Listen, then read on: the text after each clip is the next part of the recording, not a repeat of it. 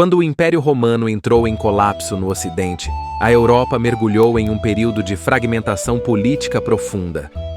Grandes territórios foram divididos em reinos menores, ducados, condados e feudos, cada um governado por senhores locais que disputavam poder, terras e influência.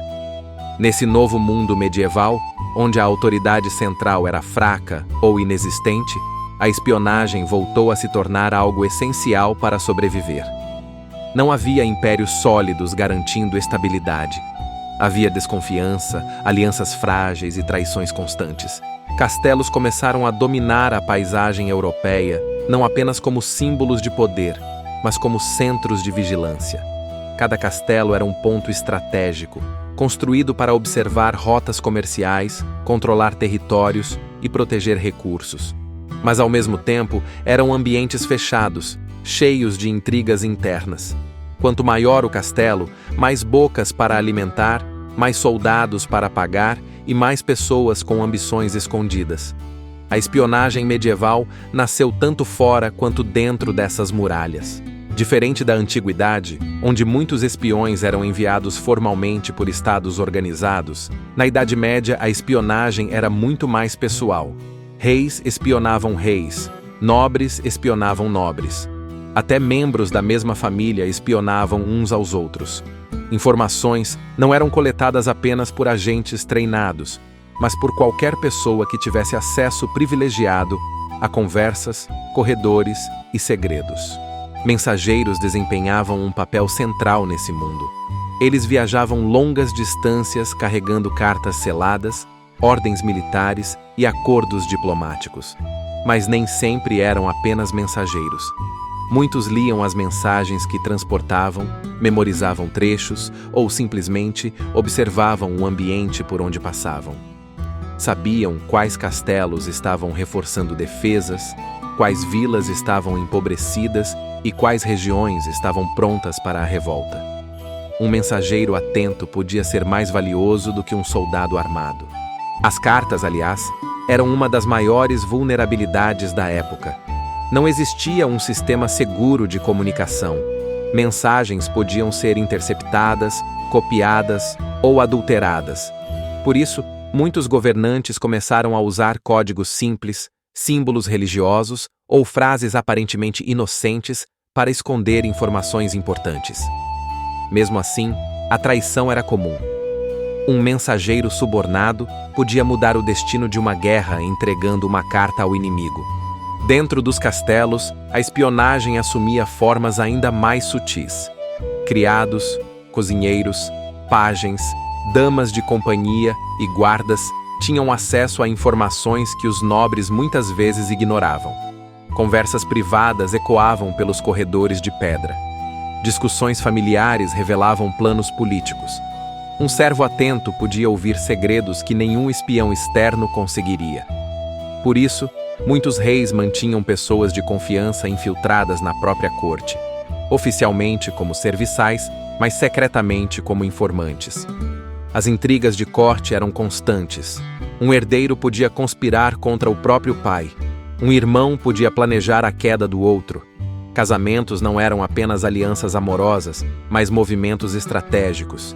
E junto com esses casamentos vinham espiões disfarçados. Uma princesa enviada para casar em outro reino frequentemente levava consigo damas de confiança que observavam tudo e enviavam relatórios secretos para sua terra natal. A espionagem medieval também se misturava profundamente com a religião. Monges viajavam livremente entre reinos, mosteiros e cidades. Eram respeitados, raramente questionados e tinham acesso a nobres e plebeus. Isso fazia deles observadores perfeitos. Muitos governantes perceberam isso rapidamente e passaram a usar religiosos como fontes de informação. Um monge podia ouvir confissões, observar comportamentos e detectar tensões sociais que indicavam revoltas iminentes. Outro elemento importante da espionagem medieval era a vigilância das rotas comerciais. Mercadores cruzavam reinos carregando mercadorias, mas também carregavam notícias. Eles sabiam quais cidades estavam enriquecendo, quais estavam em crise, quais tinham soldados suficientes e quais estavam vulneráveis. Alguns vendiam essas informações deliberadamente. Outros eram pressionados ou ameaçados para falar. A economia e a espionagem caminhavam lado a lado. As guerras medievais raramente começavam de forma inesperada. Antes de qualquer ataque, havia semanas ou meses de observação silenciosa. Espiões avaliavam a força das muralhas, o número de soldados, o estoque de alimentos e até o moral da população. Às vezes, a simples informação de que um castelo estava com suprimentos baixos era suficiente para forçar uma rendição sem batalha. A traição era uma constante. Portões eram abertos durante a noite por guardas subornados. Pontes eram sabotadas. Mapas eram entregues ao inimigo. Muitas batalhas famosas da Idade Média foram decididas não pela força bruta, mas pela quebra de confiança interna. Um único traidor podia causar a queda de uma fortaleza considerada inexpugnável. Nesse cenário de medo e instabilidade, a espionagem tornou-se uma ferramenta essencial de sobrevivência política. Governar sem informação era governar às cegas, e na Idade Média, governar às cegas significava morrer. À medida que os reinos medievais se consolidavam e as disputas de poder se tornavam mais complexas, a espionagem passou a ser cada vez mais estruturada, mesmo sem o formato institucional que surgiria séculos depois. Reis começaram a entender que confiar apenas em relatos oficiais era perigoso. Muitos passaram a manter redes paralelas de informação, compostas por pessoas comuns, viajantes, religiosos e membros discretos da corte. A lealdade era um conceito frágil nesse período. Juramentos eram feitos sobre relíquias sagradas, mas frequentemente quebrados quando interesses maiores surgiam. Por isso, os governantes passaram a testar constantemente seus aliados. Informações falsas eram espalhadas de propósito para identificar vazamentos. Quem repetisse o boato no lugar errado era marcado como possível traidor. Esse tipo de armadilha informacional foi uma das primeiras formas de contra-espionagem medieval. As punições para espionagem eram severas. Espiões capturados raramente tinham direito a julgamento. Tortura era comum, não apenas como castigo, mas como meio de extrair informações adicionais. A simples suspeita de espionagem podia levar à prisão ou execução. Isso criava um clima constante de medo, onde ninguém tinha certeza de quem estava observando quem. Os castelos começaram a adaptar suas estruturas para reduzir infiltrações. Passagens secretas eram vigiadas. Guardas tinham turnos rotativos para evitar conluio. Senhas eram trocadas com frequência. Mesmo assim, a espionagem nunca foi completamente eliminada.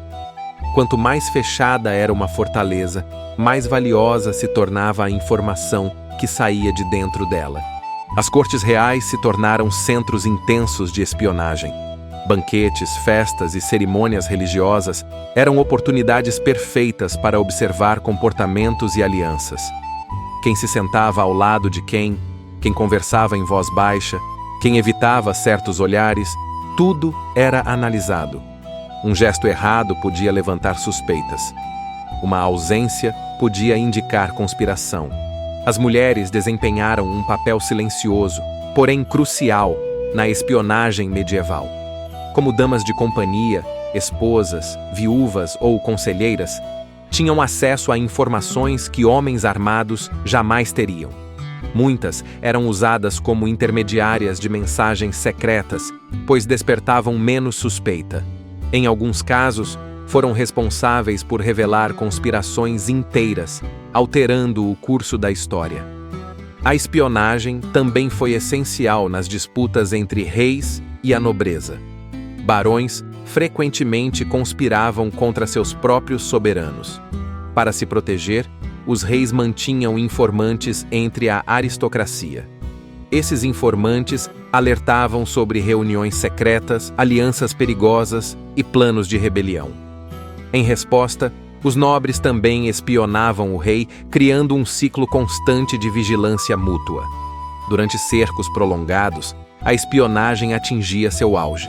Espiões tentavam entrar na cidade sitiada para avaliar estoques de comida, moral da população e possibilidades de rendição. Ao mesmo tempo, defensores tentavam enviar mensagens pedindo ajuda externa. Mensageiros eram disfarçados, rotas secretas eram usadas e sinais visuais eram combinados à distância. A Idade Média também viu o início do uso sistemático de arquivos secretos. Cartas, relatos e confissões eram guardados em cofres ou mosteiros. Essas informações podiam ser usadas anos depois para chantagear, negociar ou destruir reputações. Quem controlava arquivos, controlava pessoas. Com o tempo, essas práticas criaram as bases para a espionagem moderna. O medo da traição levou ao desenvolvimento de vigilância interna. A necessidade de informação levou à criação de redes estáveis. A manipulação psicológica começou a ser usada com intenção clara. A Idade Média pode parecer caótica, mas foi nesse caos que nasceram muitas das técnicas que ainda hoje moldam o mundo da inteligência e da espionagem. Este episódio mostra que, longe de ser um período apenas de batalhas e ignorância, a Idade Média foi um laboratório silencioso de intrigas, segredos e estratégias invisíveis. Cada castelo escondia histórias que nunca foram escritas. Cada corredor tinha ouvidos. Cada palavra podia ser uma arma. E é exatamente a partir desse mundo de sombras que no próximo episódio vamos entrar em um dos centros mais poderosos de controle da informação da história: a Igreja, o Vaticano e os segredos guardados por trás da fé.